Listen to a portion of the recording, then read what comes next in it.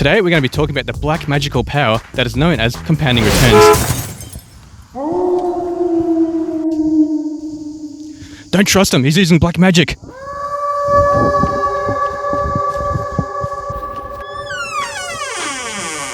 You must be here to learn about the black magic, which is otherwise known as compounding returns. So the best way to describe how compounding returns work, I'll provide an example. So imagine that you're in the middle of a football stadium and you decide to drop in a single drop of water whilst you're standing in the middle of a stadium. And then after 1 minute, you decide to look at that single drop of water and think, okay, I'll double that. So I'll drop 2 drops of water. And then after 2 minutes, you think, okay, I'll double that, I'll drop in 4 drops of water, and so on and so forth. So every minute you're dropping in double the drops of water into the stadium.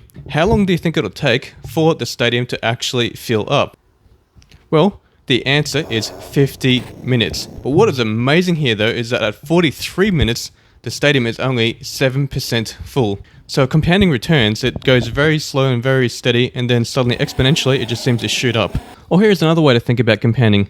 Imagine something as a once-off, but suddenly, out of nowhere, it just appears to be everywhere. This could be an example of... Oh, I wonder who that could be. That could be an example of compounding growth.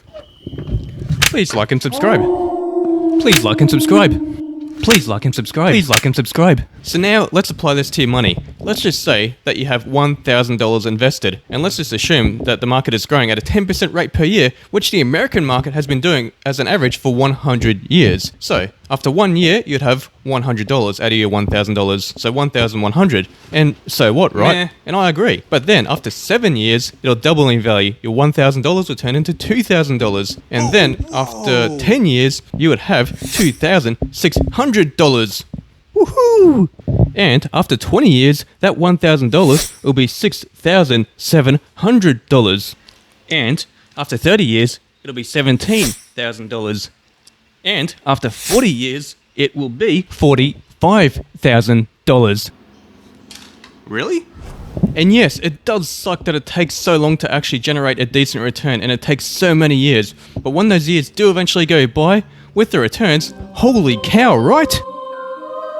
Or here's another way to think of it. Every dollar that you invest today will be returned as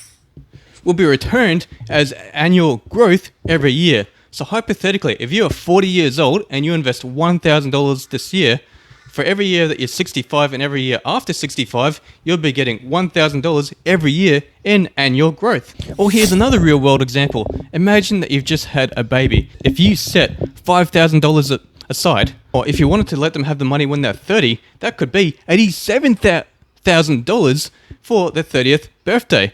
Now, that could be a massive portion of your first home deposit. Or here's one final real-world example that you can apply to your own life. Let's just say between the age of 30 to 35, you decide to invest $10,000 per year. So from 30 to 35, you would have saved $50,000. And by the time you get to retirement, that would be $850,000. Roughly. So in the same way that you wish that your parents had invested for you at your birth so you could enjoy that money today, your older self will be wishing that your younger or middle-aged self had invested for them. So you can actually give yourself a gift for 10 to 15 or even 25 years' time. It is really hard work now, but the rewards are there if you're willing to be a bit patient. Now you understand the black magic that is compounding returns.